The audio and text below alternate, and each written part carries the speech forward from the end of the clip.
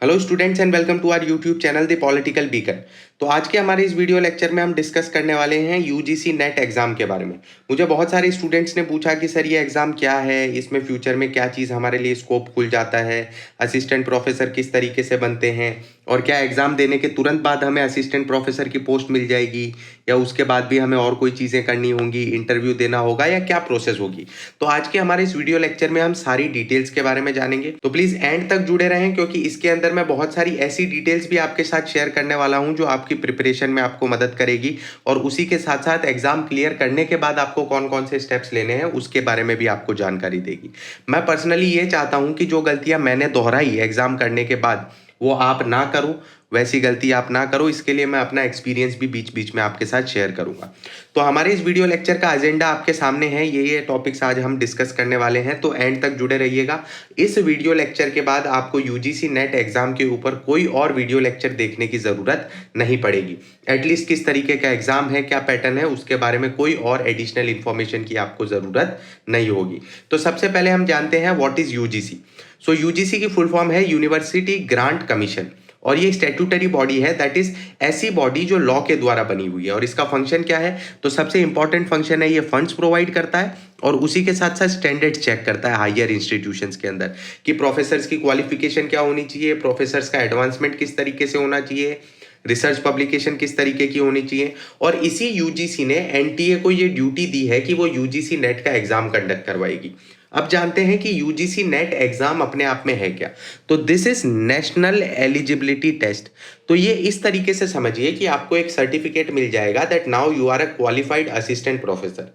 अब ये एक सर्टिफिकेशन के हिसाब से देखना है। आपको बेसिक रिक्वायरमेंट जो होती है, लाइसेंस मिल गया है असिस्टेंट प्रोफेसर बनने का। अब जब भी वैकेंसी आएगी तो वैकेंसी के बाद यूनिवर्सिटी नोटिफिकेशन बाहर निकालेगी और तब आपको इंटरव्यू देने जाना है या जिस भी तरीके से यूनिवर्सिटी की रिक्वायरमेंट है उस तरीके की प्रोसेस को आपको फॉलो करना है और उसके बाद आप जो है असिस्टेंट प्रोफेसर बन पाएंगे।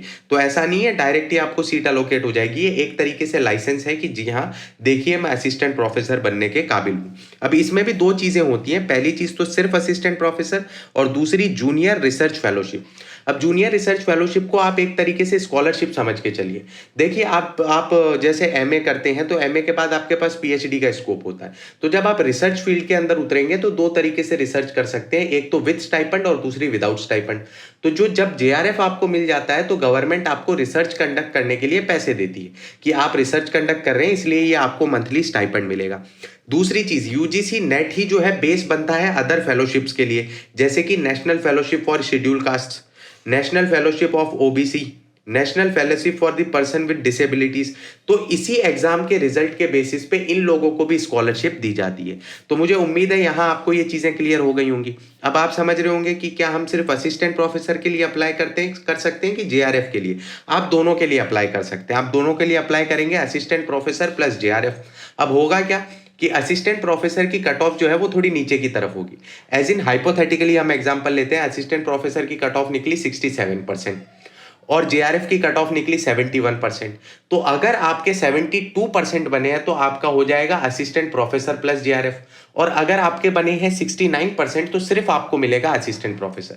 इन दैट केस अगर आप हायर स्टडीज के लिए जाते हैं तो गवर्नमेंट आपको कोई भी फेलोशिप नहीं देगी, कोई भी स्टाइपेंड नहीं देगी। अब मोड ऑफ एग्जामिनेशन की बात करें तो ये कंप्यूटर बेस्ड एग्जामिनेशन होने वाला है। घबराने की बिल्कुल भी जरूरत नहीं है क्योंकि मुझे मालूम है आप में से बहुत लोग घबरा रहे होंगे कि कंप्यूटर तो हम संभाल ही नहीं पाते। तो ऐसी स्थिति में एनटीए ने बहुत बढ़िया व्यवस्था की होती है, वहां पे बहुत सारे सुपरवाइजर्स होते हैं जो आपकी मदद करते हैं, आपके साथ डिटेल शेयर करते हैं। आप कहीं पे कंफ्यूज होते हैं तो आप उन्हें बुला के पूछ भी सकते हैं कि साहब मुझे यहाँ दिक्कत है, बताइए कि मैं इस दिक्कत को कैसे सॉल्व करूं। अब बात करते हैं एग्जामिनेशन पैटर्न की। तो दो पेपर होने वाले हैं, मल्टीपल चॉइस क्वेश्चंस होंगे, किसी भी तरीके से डिस्क्रिप्टिव क्वेश्चंस नहीं होंगे, सब्जेक्टिव क्वेश्चंस नहीं होंगे। वो जमाना गया जब यूजीसी नेट के अंदर सब्जेक्टिव क्वेश्चंस आया करते थे और मतलब मैंने तो उस समय पे दिया नहीं, मैंने भी यही पैटर्न फॉलो किया, बट जो पैटर्न लोगों ने फॉलो किया वो कहते हैं कि हमारे लिए वो इजी था क्योंकि वहां हम हमारे व्यूज लिख पाते थे। तो अब थोड़ा एग्जाम जो है हार्ड हो गया और आप लोगों को भी मेहनत करनी है और अच्छी तरीके से प्रिपरेशन करनी है क्योंकि वो जमाना चला गया जब 2 महीने पढ़ाई करके लोगों का यूजीसी नेट या सेट निकल जाता था। अब चीजें बहुत ज्यादा टफ हो गई हैं। आपको 180 मिनट का ये एग्जाम देना है और इसके अंदर दोनों पेपर्स के बीच में किसी भी तरीके से कोई भी डिवीजन नहीं होगा, दोनों पेपर आपको साथ में मिलेंगे, ब्रेक नहीं मिलेगा। तो ऐसा नहीं होगा कि आपने पहला पेपर दिया, फिर दूसरे पेपर के बीच में आपको 10-15 मिनट का ब्रेक मिल रहा है। जी नहीं, जैसे आप एग्जामिनेशन हॉल के अंदर घुसेंगे आपको 180 मिनट मिलेंगे। अब आप उसमें पेपर 1 पहले सॉल्व करना चाहते हैं कि पेपर 2, वो आपकी इच्छा है। पेपर 1 की जब हम बात करते हैं, ये सब कैंडिडेट्स के लिए कॉमन रहने वाला है। अब तो समझिए इसमें क्वेश्चंस कैसे आएंगे। तो क्वेश्चंस आएंगे आपके टीचिंग एप्टीट्यूड को लेके। एज अ असिस्टेंट प्रोफेसर मैं क्लास में जाता हूँ, कुछ बच्चे झगड़ लिए या उन्होंने बदमाशी कर दी, तो मैं क्या करूंगा? मैं उनसे झगड़ूंगा, मैं उनको डांटूंगा, मैं उनके माता पिता को बुलाऊंगा, या फिर मैं तुरंत क्लास रोक के डिसिप्लिनरी एक्शन लूंगा। तो इसमें सबसे बेस्ट ऑप्शन होगा फोर्थ वाला, तुरंत क्लास रोको और डिसिप्लिनरी एक्शन लो। तो इसमें आपका टीचिंग एप्टीट्यूड टेस्ट किया जाता है। आपसे ये पूछा जाता है कि आपका बच्चा डिप्रेस लग रहा है, स्टूडेंट डिप्रेस लग रहा है, आप बताइए क्या करेंगे। आपका बच्चा अच्छी तरीके से परफॉर्म नहीं कर रहा, आप क्या उसे मारेंगे पीटेंगे? तो इस तरीके के क्वेश्चन पूछे जाते हैं। ये जाना जाता है कि इनका टीचिंग एप्टीट्यूड कैसा है। उसके अलावा रिसर्च एप्टीट्यूड की, आपका रिसर्च क्वेश्चन कैसा होना चाहिए, आपकी हाइपोथेसिस कैसी होनी चाहिए, आप एविडेंस किस तरीके से कलेक्ट करेंगे, आप सैंपल किस तरीके से कलेक्ट करेंगे, रिसर्च के एथिक्स क्या क्या हैं, आप फिर एग्जांपल्स कैसे साइट करेंगे, ये सारी चीज़ें रिसर्च एप्टीट्यूड में आती हैं। उसके अलावा देखा जाता है आपकी रीजनिंग एबिलिटी, क्या ये इंसान तुरंत खड़े खड़े डिसीजन मेकिंग कैपेबिलिटी है इसके पास कि खड़े खड़े ये डिसीजन ले सकता है। रीडिंग कॉम्प्रीहेंशन, क्या ये कुछ ड्राफ्ट कर पाएगा, क्या ये सब्जेक्ट के क्वेश्चंस बना पाएगा। तो ये सारी चीजें देखी जाती है। तो पेपर 1 में इन जनरल ये चेक किया जाता है स्किल्स है कि नहीं है, कैपेबल हो कि नहीं हो, आपका दिमाग सही से काम कर रहा है कि नहीं कर रहा, आप टीचर बनने लायक हो कि नहीं हो, और आगे जाके रिसर्च कर पाओगे कि नहीं। पेपर 2 में हम चेक करते हैं आपकी इन डेप्थ नॉलेज, कि पेपर 2 में 100 क्वेश्चन होंगे, पेपर 1 में 50 क्वेश्चन होंगे। पेपर 2 के अंदर इन डेप्थ नॉलेज चेक किया जाएगा। जिस भी सब्जेक्ट में आप एग्जाम देना चाहते हैं, political science, history, economics, whatsoever you like, जिस भी सब्जेक्ट में आप एग्जाम दोगे, क्या उसकी नॉलेज है आपको? जिसमें आप असिस्टेंट प्रोफेसर बनना चाहते हो उसकी नॉलेज है कि नहीं। अब एक चीज और नोट करनी है आपको यहाँ पे, वो आपको आगे जाके दिक्कत दे सकता है। पहले क्या हुआ करता था, यूजी आप किसी और स्ट्रीम से करो, पीजी किसी और स्ट्रीम से करो, पोस्ट ग्रेजुएशन, और फिर नेट दे दो जिसमें आपने पोस्ट ग्रेजुएशन किया है, तो आप असिस्टेंट प्रोफेसर बन जाओगे। जी नहीं, अब वैसा नहीं है। अब आपका यूजी, पीजी और नेट तीनों एक सब्जेक्ट में होना चाहिए। कई लोग क्या करते थे, इंजीनियरिंग कर लिया, इंजीनियरिंग के बाद इकोनॉमिक्स में एमए कर लिया, फिर इकोनॉमिक्स में नेट दे दिया और इकोनॉमिक्स के प्रोफेसर बन गए। जी नहीं, अब इतनी चालाकी नहीं चलेगी। आपको कंसिस्टेंसी दिखानी है, आपको सब्जेक्ट के प्रति अपनी लॉयल्टी दिखानी है कि तीनों जो है आपने चीजें उसी में की हैं, UG under graduation, PG post graduation, और तीसरा कौन सा हो गया आपका नेट। ये तीनों उसके अंदर होना चाहिए। और आगे की एक और स्टेप की आपको बात बता दूं, तो करियर एडवांसमेंट के लिए आपकी पीएचडी भी सेम सब्जेक्ट में होनी चाहिए। अब बात करते हैं मार्किंग स्कीम की। तो 150 क्वेश्चन आएंगे और दो मार्क्स जो है हर एक क्वेश्चन के होंगे, तो टोटल कितने हो गए 300। अब यहाँ पे आपके लिए फेवरेबल चीज क्या बन जाती है कि कोई भी तरीके की नेगेटिव मार्किंग नहीं है। अब आप सोच रहे होंगे फेवरेबल कैसे, देखिए जनरली 60 से 65% के बीच में कट ऑफ जा रहा है इस समय पे। जनरली मैं बोल रहा हूँ, आपके सब्जेक्ट का थोड़ा ज्यादा भी हो सकता है या बहुत कम भी हो सकता है, पर जनरली मान के चलिए 60 से 65% की अगर हम बात करें। तो ऐसी कंडीशन में आपको क्या समझ के चलना है कि सपोज करिए आपने 110 क्वेश्चन अपनी समझ बूझ से अटेम्प्ट कर लिए। किसी भी इंसान को 150 के 150 तो नहीं आएंगे, वो कहीं ना कहीं तो अटकेगा। तो सपोज करिए आप 40 क्वेश्चन में से 20 आपको आते ही नहीं है और 20 में आपको 50-50 है, तो आपने जो 20 टिक किए उसके अंदर से आपके 10 तो राइट होंगे एटलीस्ट। चलिए 10 भी नहीं तो 5 तो राइट होंगे, तो 5 एडिशनल वहां से मिले। और जो 20 आपको बिल्कुल नहीं आते थे, क्योंकि अब नेगेटिव मार्किंग नहीं है, आप वहां पे तुक्के मारोगे, तो इतना नसीब तो किसी का भी खराब नहीं होगा कि 20 में एक भी राइट ना हो, एटलीस्ट 2-3 वहां से निकलेंगे। तो इस तरीके से आप समझ के चलिए कि अगर वेल प्लान्ड स्ट्रेटेजी के साथ आप एग्जाम में उतरते हैं, बढ़िया समझ बूझ के साथ एग्जाम देते हैं, तो यहां पे भी आपको फायदा मिलेगा। देखिए समझते हैं, पढ़ते हैं, सब लोग मेहनत करते हैं, पर उसी के साथ साथ एक और चीज आपको ध्यान देनी है कि उस समय पे रिक्वायरमेंट क्या है, उस तरीके से भी चीजों को मैनेज करना है। 10 क्वेश्चन छोड़ेंगे, नहीं नहीं हमें तो नहीं आते, हम छोड़ के जाएंगे, नहीं, उसमें 10 के 10 में बी टिक कर देंगे, एटलीस्ट 2-4 तो निकलेंगे। समझ के चलिए, इस तरीके से हम आगे बढ़ेंगे। एलिजिबिलिटी की बात करें तो एलिजिबिलिटी में एटलीस्ट 55% चाहिए फॉर अनरिजर्व्ड कैटेगरी, और अगर हम बात करें रिजर्व्ड कैटेगरी की, जो आप नीचे देख सकते हैं, उसमें 50%।